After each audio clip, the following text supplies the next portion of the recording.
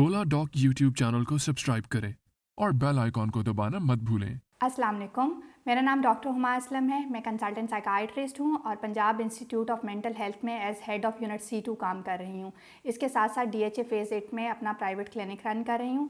Psychiatry में मेरा तकरीबन 10 साल का तजर्बा है। मैंने graduate Allama Iqbal medical college से किया था और उसके बाद पोस्ट ग्रेजुएशन मैंने सर गंगाराम हॉस्पिटल से की थी और करेंटली मैं Punjab institute of mental health में as head of unit C2 काम कर रही हूँ।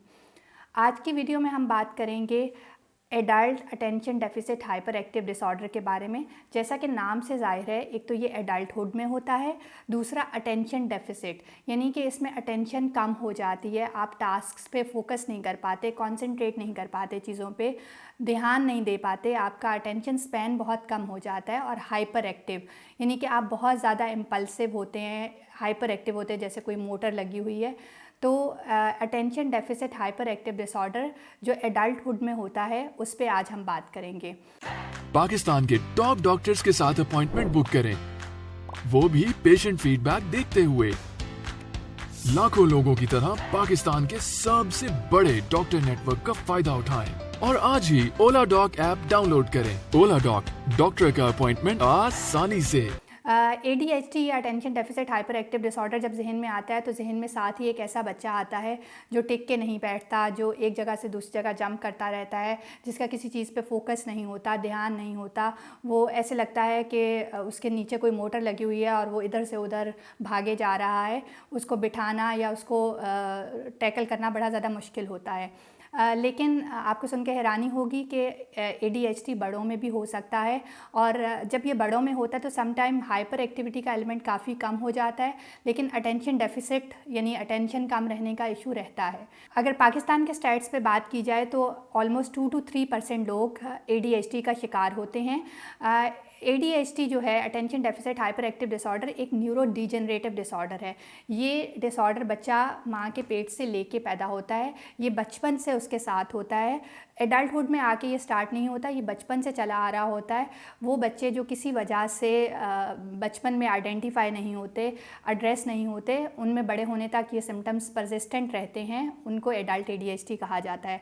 देखा गया है कि 40% बच्चे जो बचपन में ADHD का शिकार होते हैं उसे सम हाउ आउटग्रो कर जाते हैं, किसी तरह वो अपने सिम्टम्स मैनेज करना सीख जाते हैं।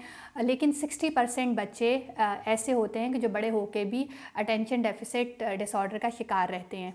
अगर इसकी सिम्टम्स पे बात की जाए तो जैसे मैंने पहले बात की, इनका कंसंट्रेशन स्पैन बहुत कम होता है, किसी भी चीज़ पे ये कंसंट्रेट नहीं कर पाते, अटेंशन नहीं दे पाते, फोकस बहुत ज़्यादा कम होता है, एक डिस्ट्रैक्टिबिलिटी बहुत ज़्यादा होती है, एक जगह से दूसरी जगह, दूसरी जगह से तीसरी जगह पे डिस्ट्रैक्ट हो जाएंगे, ध्यान नहीं रहता, एक चीज़ पे ज़्यादा देर तक ध्यान नहीं दे पाते, बहुत ज़्यादा डिसऑर्गेनाइज्ड होते हैं, सामान इनका बिखरा पड़ा है, कमरे की हालत बुरी है, चीज़ें मैनेज नहीं करते, फिर बहुत सारी अपॉइंटमेंट्स भूल जाते हैं, ऑब्लिगेशंस भूल जाते हैं, इनके जहन में नहीं रहता कि कब इनको मीटिंग में जाना था या कोई अगर इन्होंने कुछ प्लान्स किए हुए हैं तो वो बहुत जल्दी भूल जाते हैं, केयरलेस मिस्टेक्स करते हैं। अच्छा, ये समटाइम काम बहुत एंथुसियास्टिकली स्टार्ट करते हैं और जब उसके इवन चैलेंजिंग पार्ट्स भी कर लेते हैं, इनको एंड करना बड़ा ज़्यादा मुश्किल हो जाता है। यानी जो एंडिंग रह गई है, जो बहुत थोड़ा सा पार्ट रह गया, वो करने में बड़ा ज़्यादा प्रॉब्लम आता है, टास्क कंप्लीट करने में मुश्किल आती है, टास्क कंप्लीशन इनके लिए एक बहुत बड़ा इशू होता है। इसके साथ साथ ये प्रोक्रास्टिनेट करते रहते हैं, चीज़ें अननेसेसरीली डिले करते रहेंगे, डेडलाइन तक बात पहुंच जाएगी और फिर इनको मुसीबत पड़ जाती है, तो प्रोक्रास्टिनेट बहुत ज़्यादा करते हैं, डिले बहुत ज़्यादा करते हैं चीज़ों को। इसके साथ साथ बहुत सोशल सिचुएशंस में ये बहुत ज़्यादा बात करते हैं, समटाइम अगले बंदे की बात कंप्लीट होने से पहले ये उसकी बात कंप्लीट कर देंगे। ऐसी जगह जहाँ पे इनको अपनी बारी का वेट करना पड़े वहाँ पे इनके लिए बहुत ज़्यादा मुश्किल होती है, इनको एक ही जगह पे परसिस्टेंट बैठना पड़े, थोड़ी देर के लिए बैठना पड़े, तब इनको बहुत ज़्यादा मुश्किल होती है। ये फिर कोई हाथों की मूवमेंट करते रहते हैं, जैसे ये फिजिटिंग करते रहेंगे, फुट टैपिंग होती है या स्क्विमिंग करते रहेंगे, बॉडी की मूवमेंट्स कोई ना कोई करते रहते हैं, जहाँ पे ये अपनी हाइपर एक्टिविटी का एलिमेंट शो करते हैं। अगर इनको रेस्ट करने का टाइम मिले, आराम करने का वक्त मिले, तब भी ये रेस्ट नहीं कर पाते, अपने माइंड को रिलैक्स नहीं कर पाते।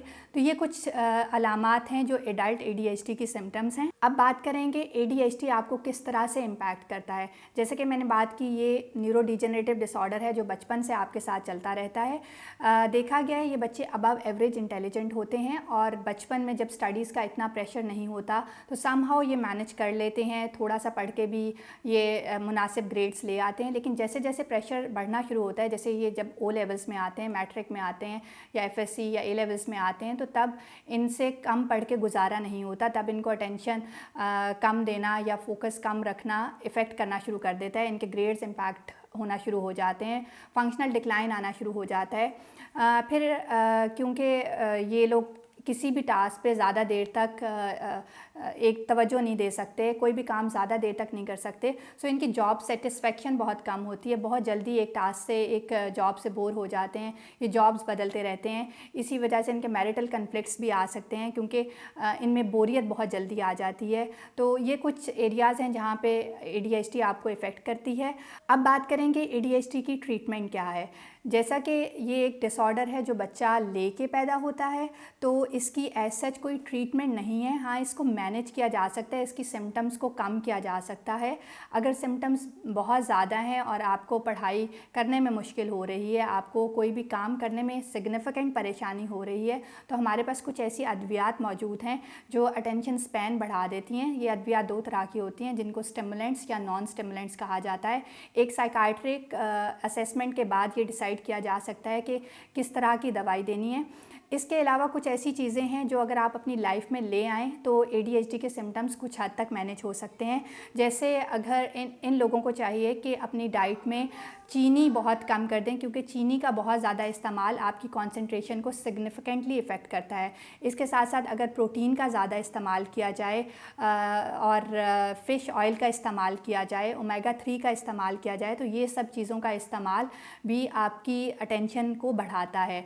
इसके साथ साथ कुछ ऐसी चीज़ें हैं, क्योंकि इनको टाइम मैनेजमेंट का प्रॉब्लम आता है, तो इनको चाहिए कि अपने पास एक डायरी रखें जिस पे अपने गोल्स रख लिया करें कि इन्होंने क्या क्या चीज़ें एक दिन में करनी है। एक टू डू लिस्ट मेंटेन किया करें और at the end of the day उसको मार्क किया करें कि मैंने छोटे छोटे गोल्स रखा करें। एक दिन के अगले दिन के गोल सेट किए और at the end of the day देखा कि कौन कौन से गोल्स अचीव हो गए हैं। टाइम मैनेजमेंट सीखनी बहुत ज़रूरी है इन लोगों के लिए।